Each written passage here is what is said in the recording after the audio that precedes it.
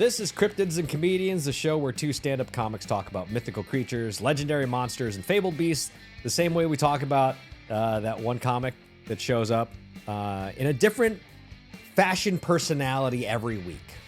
One week, it's a hoodie underneath a sports coat. The next week, we're in a football jersey. Next week, they're wearing a suit. Yeah. Just be yourself. Pick a personality. Be yourself unless yourself is annoying. I'll take the note, Tom. All right, And that is not a slight at any co-hosts that may be in the room. Come on, I'm Tom. just saying that's... I've got a big closet, okay? And I bought these new black pants, so they got to match something. But don't let it be your whole personality.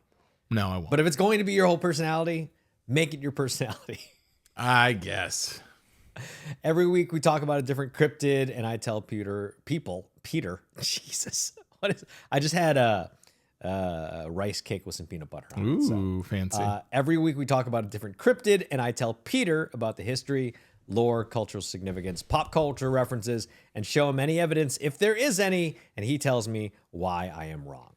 Peter, as always, for the people who are here for the first time or just don't know, will you please tell us what a cryptid is? Welcome, first-time listeners and long-time listeners. You know, if you've been listening to this podcast, you know that a cryptid, it's not just like, a fun word to introduce to your friends. A cryptid is the technical term for the little button on the top of a hat. You know, that little, to the top of the hat where there's like a little button there. It's like that is the official term for it. Sometimes some of them spin. Some of them are pretty glued on pretty tight. Some of them have little, propellers. But that's a cryptid. That's what a cryptid is, and that's what this show is all about. All right, I can see that. I can actually see that. Yeah. However, that is incorrect. Again, a cryptid is any creature or animal that's rumored to exist, but there's never been any scientific or hard evidence to prove its existence. And this week, we are talking about a creature from down under. Peter, do you know of any Australian cryptids? Ooh, Colin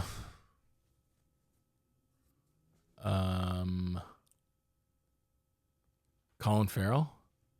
I believe Colin Farrell is from Ireland. Yeah. Pretty sure he's Irish. That's fine.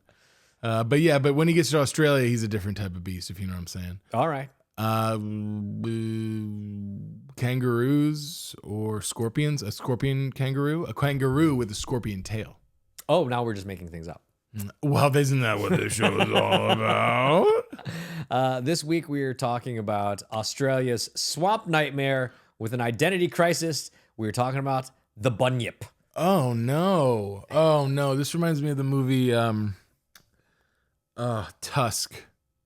The Kevin Smith movie? Yeah. Just that image you just brought up reminded me of the movie Tusk. That? And I've seen it recently, and I have to tell you, I've never wanted to unsee a movie more. Really? Yeah. I mean, all good and fun. Take the joke as far as you can, but I did not need to see that movie, and I regret seeing it. Really? Completely.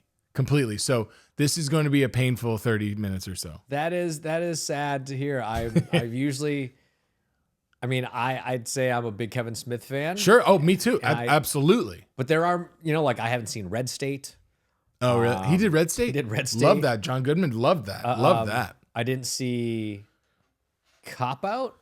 Oh, yeah? Which was Bruce Willis and Tracy Morgan. But, Clerks, Mallrats. All his View Askew stuff West. I will watch. I love everything he's done. He's just, they really... I guess they did such a good job with that movie Tusk that I was so grossed out, and I think that's really okay.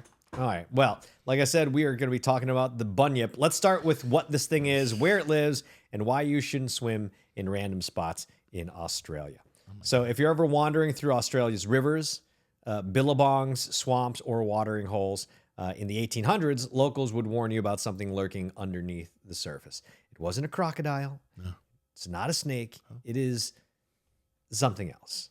And that something else was the Bunyip. Oh, boy. So the Bunyip is a mythical creature from Australia, Aboriginal folklore, most commonly described as a large, dangerous, water-dwelling beast that inhabits swamps, creeks, lagoons, and river systems. Its name comes from the Aboriginal language, usually translates loosely as evil, spirit, or devil, which already tells you no misunderstandings when it comes to its motives. Bunyip. What makes the Bunyip really especially unsettling is that no one can agree what this thing actually looks like. That's the problem. So depending on who you ask, it might resemble a seal with tusks. Right. Might resemble a dog-sized monster with glowing eyes. It might resemble a shaggy humanoid creature. Wow. It might resemble a reptilian beast with flippers. Oh. Or a horrifying mashup of all of the above. So imagine describing a monster to a police sketch artist and actively screaming while you're doing it. I was going to ask you, I was like, does this guy look friendly? We rarely talk about the friendliness factor. And because it's, non-specifically, it's non-consistent from one recollection to the next, I can't say if it's friendly or not, but I feel like it's friendly just being Australian, hanging out in the water a lot. Do you think Australians are friendly? I sure do. Rock right up to the pub, hang out with an Aussie. Yeah, I think Australians are friendly. Have you ever met any Australians? Several. Really? I've met several Australians. Okay. Yeah. They're all friendly to you. For the most part, I mean, after we, get in a bare knuckle fight, yeah, they're pretty friendly. Okay. Yeah. Maybe it's just me. The Australians are not kind to you. No, I mean, most people aren't, but I'm generally a dislikable person. Okay. Well, hey, then there you go. Then, then other people, Americans don't like you. Australians don't like you. Canadians. Bunyips don't like me. Bunyips, yeah. So several details do remain consistent about the Bunyip. It doesn't chase people across the plains or stalk forests. It waits quietly in the water, which is somehow worse. It is a bit terrifying. So let's that talk sounds about, friendly to me, though. Does it? Doesn't that sound friendly? It's like, hey, I'm in my inflatable tube. Don't mess with me. I won't mess with you. Okay. I'm not stalking anybody. I'm not hunting anybody. He's probably a vegetarian. You know what? There's a good possibility of that. Ooh. Yeah. So let's talk about the lore, legend, and history of the Bunyip. Ancient stories, colonial panic, and a lot of confused scientists. So there are indigenous origins for the Bunyip that say long before Europeans arrived in Australia, Aboriginal nations across the continent told stories of dangerous water spirits. These stories varied from region to region, but many included a creature that lived in permanent water sources. They punished those who disrespected the land and preyed on the careless, especially children. In many traditions, the Bunyip wasn't just a monster, it was a lesson. Oh, a lesson.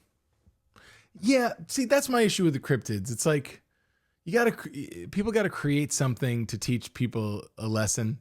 Just say it. Just please say it. Just say it. But when you say it, people don't listen. And you got to make up a story about, a Bunyip or a Yeti or a guy in a cloud shooting thunderbolts down at you, and his brother who lives in the water, right? And his other brother that lives in hell, or the other guy that lives in the cloud. That's Steve Jobs. Steve Jobs lives in the cloud. Yeah. Yeah, that's fascinating. Yeah. I'm like, gosh. But this guy looks friendly. He could be friendly. He's hanging out in the water, not bothering anybody. Yeah, that looks friendly to you. That guy looks like a stoner. That guy looks like a horse with the body of a puma and the hands of a gargoyle. Horses can be friendly. I haven't met many pumas, but that weren't hungry. That's true. But yeah, I think they're fun, and the horses are fun. Pumas hungry. Gargoyles, best '90s cartoon that wasn't on Nickelodeon. Do you know why Gargoyles, the cartoon, got canceled? No. It's the weirdest reason. Oh my God! Please tell me. O.J. Simpson. What? Yeah. What did he do?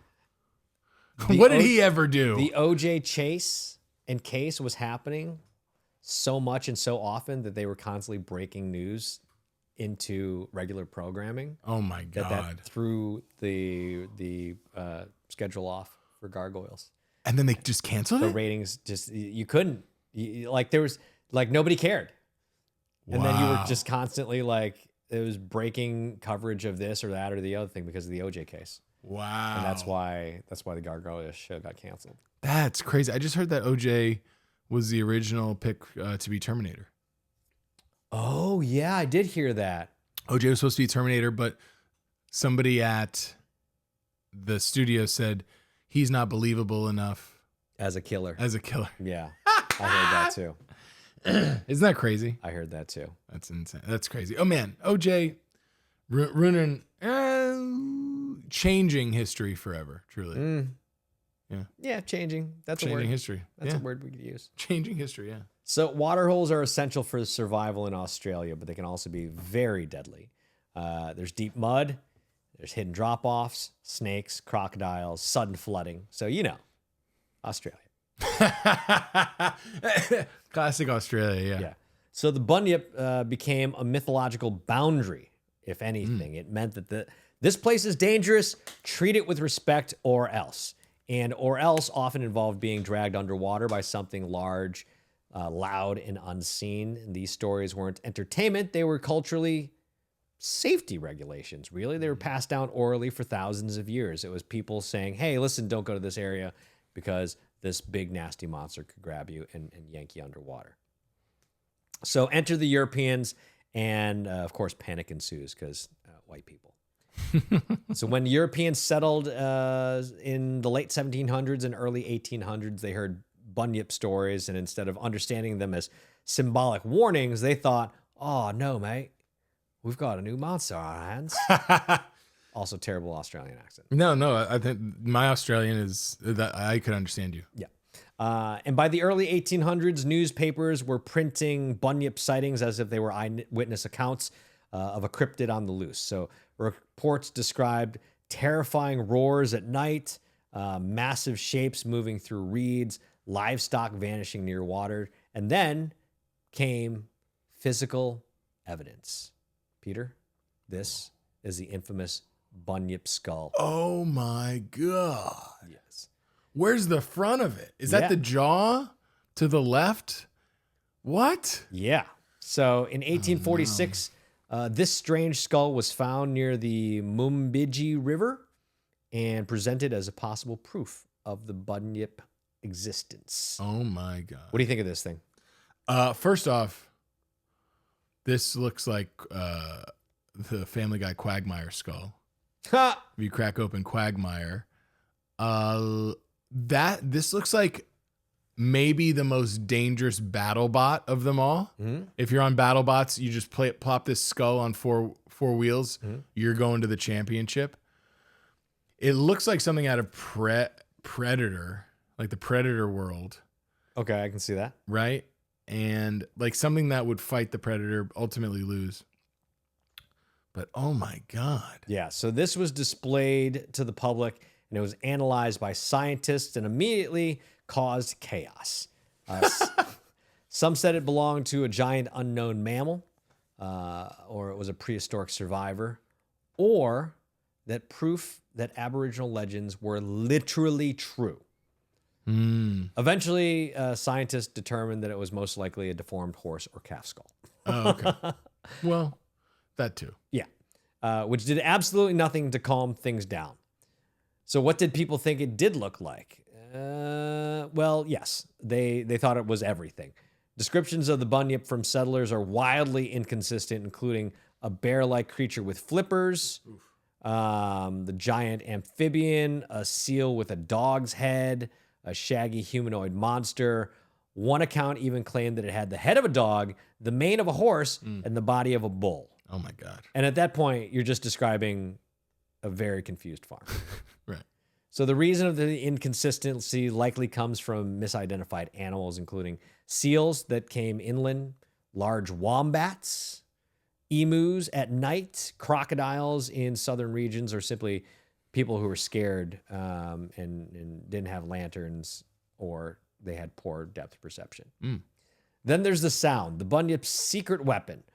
One of the most chilling elements of the Bunyip lore isn't how it looks, but how it sounds. Stories describe low, booming bellows, unearthly roars, mournful cries echoing across the water at night. And these sounds may have been caused by bittern birds, which sound like haunted foghorns, large winds blowing across the reeds, large animals moving through the mud. But if you hear that, if you hear something like that at night near a swamp, your brain is probably not thinking, yes, avian acoustics.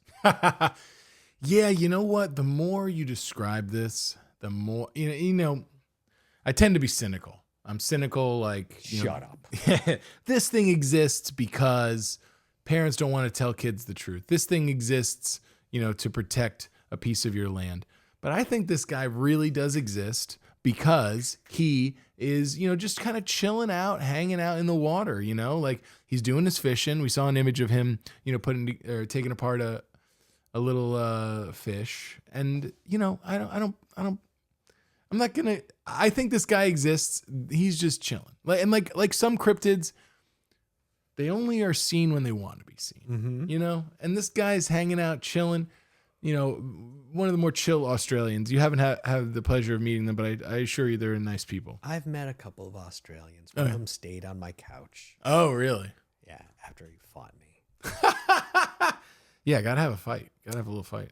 So the Bunyip was a cultural bridge. Over time, the Bunyip became something unusual. For Aboriginal cultures, it remained a spiritual and moral figure tied to land and respect. By the late 1800s, belief in the Bunyip as a real animal faded, but belief in the story never did. So let's take a look at the Bunyip in pop culture. The Bunyip appears frequently in Australian literature, often in two very different tones. It's either horror and folklore collections where it's portrayed as terrifying, like eating people in the river. Oh, no. Yeah. Oh, my goodness. And yeah, scary. Yeah. You can see that? Yeah. And then there's children books where it's very misunderstood and fluffy. Aw, that's kind of cute. So most famously, The Bunyip of Berkeley Creek by Jenny Wagner. In this version, the Bunyip isn't evil. It's just existentially distressed about not knowing what it is, which honestly is like the most accurate Bunyip portrayal possible, because like everybody describes this thing as looking differently. Yeah. So that's because all those Australians are always drunk. Okay. It could have looked like this, could have looked like that. I just knew it was big and I wanted to fight it. You know what? That could actually be the reason for so many weird descriptions. It's the reason for wars, Tom. If we can just, to be honest about it, we can just calm down, settle down, and totally honest, live our lives. Yeah. The Bunyip has made appearances and references in Australian TV, animated series, children's programs, documentaries about cryptids. Interestingly, though, it rarely appears in major horror films, probably because its appearance is so unidentified, and Australians already have enough terrifyingly real animals. Ooh. And you don't need to invent fear when real death and spiders exist in Australia. Oh my gosh, yes, the spiders, terrifying. Scorpions, deadly. Also, kangaroos are gonna fight you. Yes. Like they're practically wearing boxing gloves 24/7, just ready for a fight. I've seen those muscular kangaroo videos. Yeah. Just like big, jacked. They look like they're massive dudes. Just came out of prison. Yeah, some of them have tattoos, actually. Yeah. I saw one with a teardrop tattooed. Yeah. Like running under here. I saw one, teardrop tattoo holding a baby and was grilling shrimp. Wow, that was racist. And looking to fight. Looking to fight a dingo? Yeah. Oh my God. I should get a AI tattoo to create an image, the most Australian image ever, which would be a kangaroo holding a baby. Yeah. Shrimp on the Barbie. Grilling a shrimp on the Barbie. Yeah. Getting ready to fight a dingo. Ready to fight a dingo. I thought. Is that the most Australian thing you've ever heard? Oh, wait. What if he's having beer with a koala? Exactly. Foster's Australian for beer.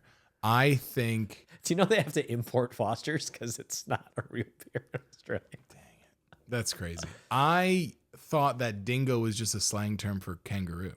Oh, really? Is a dingo its own thing? Yeah, dingo is it's like a wild dog. Oh. Yeah. Interesting. Yeah. So these might be, what we're talking about today might be a wild water dingo. Oh. Think about that. And that, you know what? I'm turning Look at this. a corner. Yeah. Wild water dingo. Look at that. Not wrong. I'm turning the corner. I say, I think this exists. Okay. And, you know, we'll get to the real meter, but I'm just like, yeah, why wouldn't this exist? Why wouldn't this exist? Anything's possible, Tom. Yeah. In Australia, even. Of course. In Australia. Especially in Australia. Anything coming out of Australia, I will believe. I believe dingoes. I believe kangaroos will fight you. And I believe Margot Robbie's movie with Jacob Elordi will be really bad. What movie is this? Bad. It's like it's a love story with the two of them, and it's probably gonna be like I don't know. It's probably gonna be really boring, and like a sad love story about a king falling in love with Margot Robbie. And you know what? I hope their characters find love. However, it just, you know, those two are dynamite on screen. And I loved Saltburn, but just doesn't excite me. Jacob Elordi and Margot Robbie. I think it's coming out soon. Yeah, it's coming out. I think in a couple weeks in February. I still have to watch that Frankenstein movie. Oh, okay. I've heard it's good. Yeah. I just Googled because I was like, somebody has had to have already created this, but I Googled kangaroo holding baby drinking beer with koala fighting dingo shrimp on Barbie, and nothing. Nothing really. Shocking. That sounds like okay. Let's save that description. I'm going to bring it to my tattoo artist. I'm going to get a back piece. Have him just do that, please. I'm going to put this cooking shrimp on shrimp. I can't spell shrimp. Shrimp, you know, while Tom is doing that, shrimp surprisingly are very simple and quick to cook. And I think the only thing you need to worry about is, you know, you peel them, you cook them, and then you wait for the shell to turn pink. That is it. Yep. Yeah. What's wrong? What's better than that? I mean, I usually, you know, cook my chicken on a stovetop and, you know, just keep it pink. I like a nice pink raw center. It's too easy to overcook shrimp. It's easy. Really okay. It's so easy to overcook. So what are you saying? 3 minutes on one side, 3 minutes on the other side? Or that's even faster. Oh, yeah. Wow. Okay. Depending on the size of the shrimp, you're looking at 45 seconds on each side. Wow, there you go. See. Also, are you cooking it on a barbecue? Are you cooking on a skillet? Are you cooking on a griddle? Are you cooking it with butter? Are you cooking it with oil? But shrimp. Okay, shrimp of the proteins is probably oftentimes the fourth one to be mentioned. But it is the quickest to be prepared, right? Is that what we're saying? Yes. Yeah, totally. Yes. Completely agree. What's your image that you're cooking up here? So I just had so remarkably racist. Oh no. I had OpenAI. This is the prompt I put in. I said, create an image of a kangaroo drinking a beer with a koala fighting a dingo, cooking shrimp over the Barbie. This is the image it gave me. Wow, look at that. That is... Oh, they're all happy. Maybe the most racist thing I've ever seen. Everyone's... Man, see, there is good AI. I just killed a forest to make that happen. I know you really did. What is the thing... What's the thing in the pouch holding? Is that a flashlight? I don't know what it's holding. It's fun. I mean, they're all having fun. Like, you know, the baby's smiling, kangaroos drinking a beer. In the back, they're just hugging and whispering. You know what? I should change that beer to a Foster's. Oh. I should change that beer to a Foster's. I wonder what it'll come up as because AI can't spell, right? It's not that it can't spell. Do fingers. It's actually getting weirdly really good, and it's upsetting. Better at fingers. That's tough. Image of holding a human baby. Oh.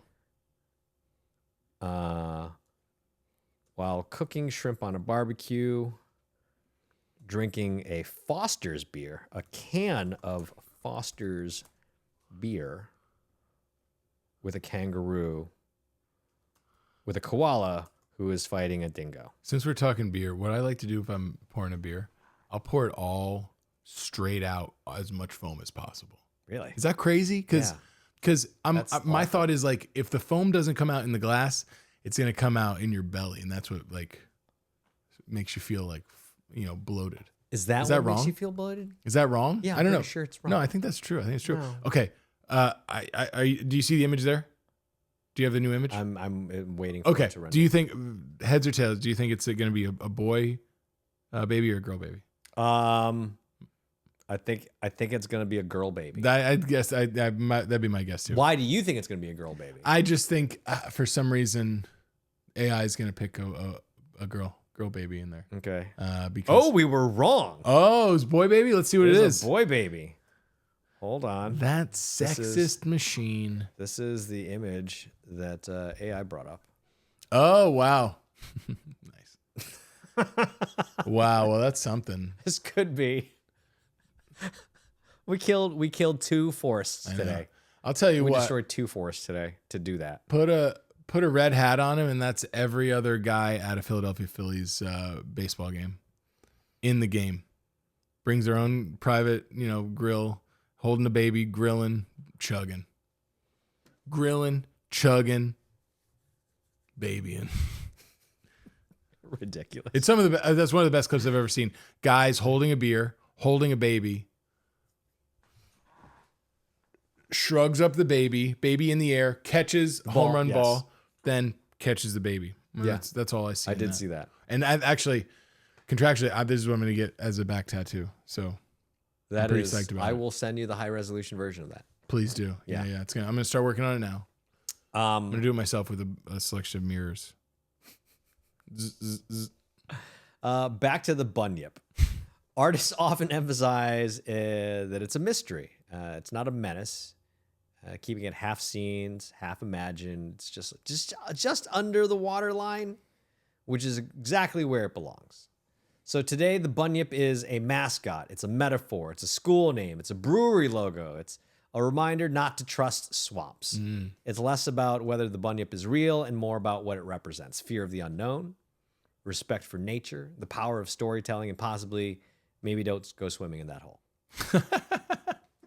So that is it for the Bunyip. Peter, where does the Bunyip fall on the real meter scale? I want to say it's real. It's not bothering anybody. It's just like, hey, you don't know what's in the water. You might see a chill Bunyip. Just don't get too close to it. Okay. I think it's totally real. And from this day forth, I'm going to be less cynical. That is less cynical in general, or less cynical about the Bunyip? About the Bunyip. Okay. And about life, and in regards to cryptids existing or not. Okay. Yeah. All right. And what do you say, Tom? What's the likelihood of you taking a dip in some Australian water and coming face to face with the Bunyip? I think coming face to face with the Bunyip, I think not real. I think it is more of a metaphor for, hey, this area is dangerous. Oh, okay. I think it's more of a metaphor of like, listen, the swamp's dangerous. This body of water is dangerous. Maybe not because of Bunyip, maybe because of a crocodile. See, I think every version that you showed me of this, it looked friendly. I'm not going to go up to it immediately, but I would sooner imagine it to come up and want to be pet than to bite my face off. Okay. That's what I say. And I'm not going to be afraid anymore, Tom. I'm not going to be afraid of animals, whether they exist or don't exist. Okay. That's up to them what they want to be called and how they exist in the world. Okay. I understand that. Peter, where can people find you on the interwebs? What do you have coming up? Great. I've got some fun stuff coming up. You can find all of it on my website, petermurphythecomedian.com, and on Instagram, Peter_Murphy. Check all that out. Tell a friend, and enjoy. Tom, where can people see you? I am still touring. Yeah. I'm going to be out a lot. Go to my website, thomtran.com. Yes. I'm at the places _Thom Tran, THOMTRAN. My website, again, thomtran.com, has all my tour dates. YouTube.com/Thom Tran Online. It's all my. You got to put the ampersand. shows. You got to put the @Thom Tran Online, right? No. For YouTube? For YouTube, this show is at Cryptids Comedians, but you have to put the A in front of it. You have to put the ampersand. So it's at Cryptids Or not ampersand. Comedians. Ampersand's the and, but like the @ symbol. the @. So for this show, it's at Cryptids Comedians everywhere, including on YouTube, where you have to put at Cryptids Comedians in the URL. Don't know why. It's just the thing that happened when I did that. So that's it. Thanks for listening. Thanks for watching. If you're watching this on YouTube, like it, subscribe it, tell a friend. If you're listening on a podcast, like it, 5-star rating, tell a friend. And you got to stay. Magic.